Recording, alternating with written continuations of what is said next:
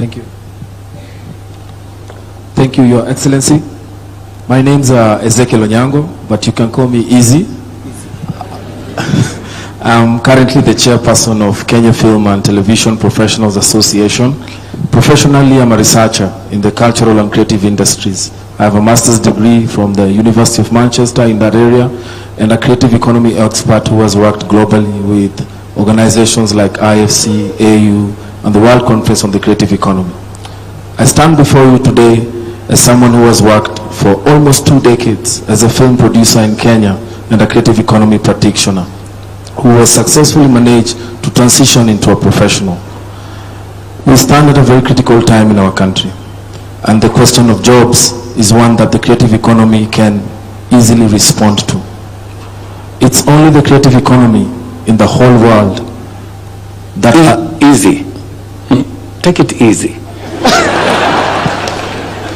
Because I was expecting a question from you, but you've given me a lecture, which is good.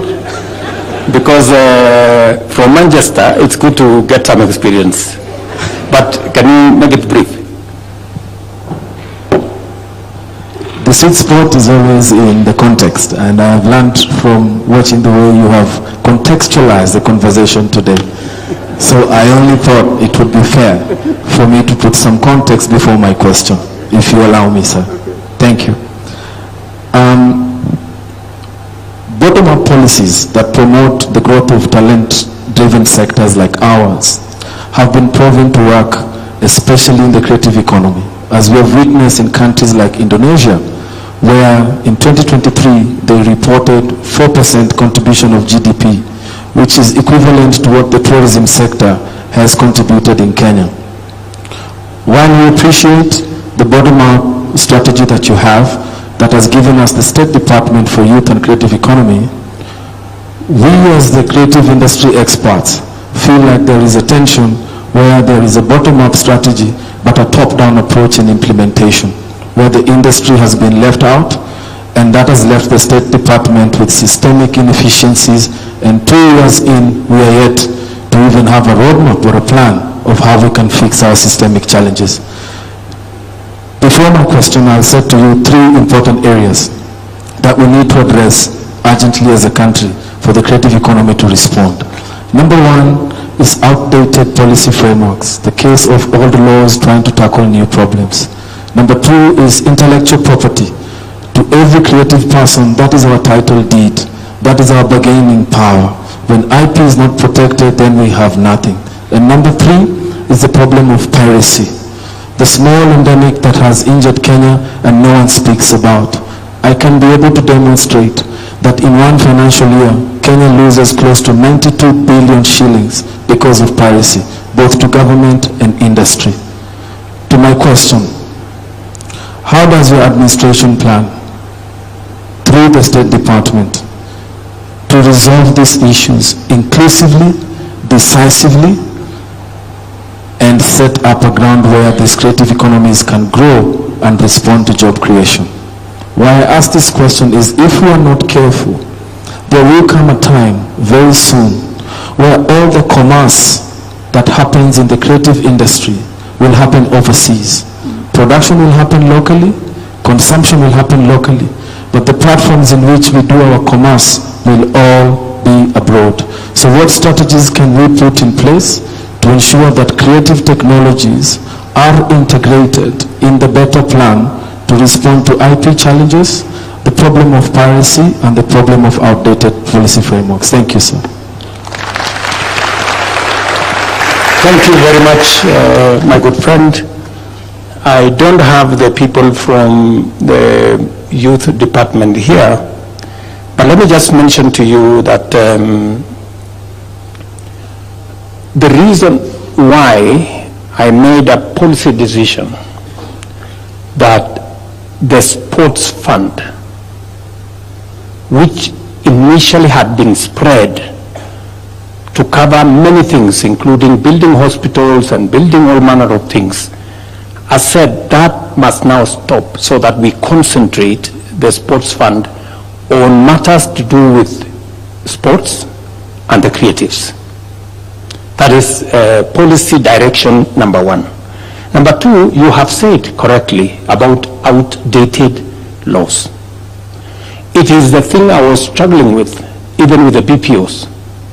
And it is the reason why on Wednesday, we will be signing off to change the law in the employment space around the BPOs. And I agree with you that outdated laws have created a big problem for us.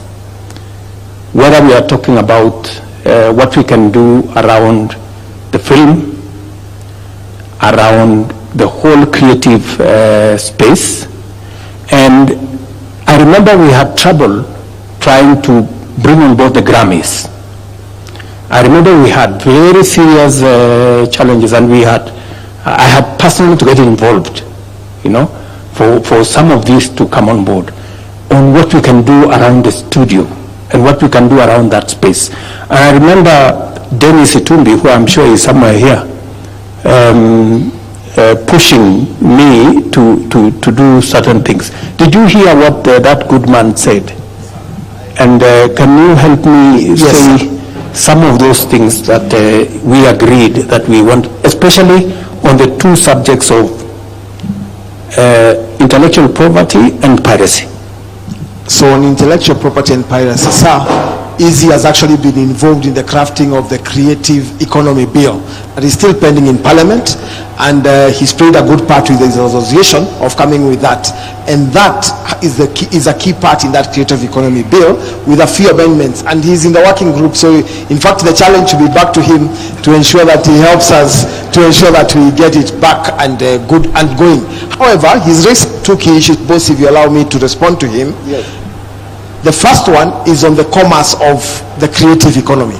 The president went to the USA and interacted, including with Hollywood stars at Tyler Perry Studios. And one of the things that the president is now working on is for a space for the creative economy. We all appreciate that Nairobi on Sundays has become an open theater where people actually shoot everything. In fact, ahead of Easy there is a gentleman from Grammy Awards, and there is also something there you are doing around the Grammy Awards for Africa. And we have actually instructed the State Department to pay so that then the Grammy Awards can be hosted in Kenya. There are few things to unlock, and this gentleman has an appointment with you this week to unlock that part. So on that part of commerce, we are not only interested, but we are actively playing a part on it. Finally, the president has already given instructions, and I've written to you a letter from our Office of Creative Economic Coordination for us to begin bidding for the World Creative Economy Conference in 2027 to become the first African country to bring the world sector here, because that will unlock the entire creative economy. Thank you very much. Let me help you, Dennis. Actually, the money for Grammys we already paid. We are not about to pay. We already paid 500 million shillings towards that, and I'm sure the gentleman from Grammys can confirm that that is the direction we are going. And so I think back to you, the motions are going through in Parliament.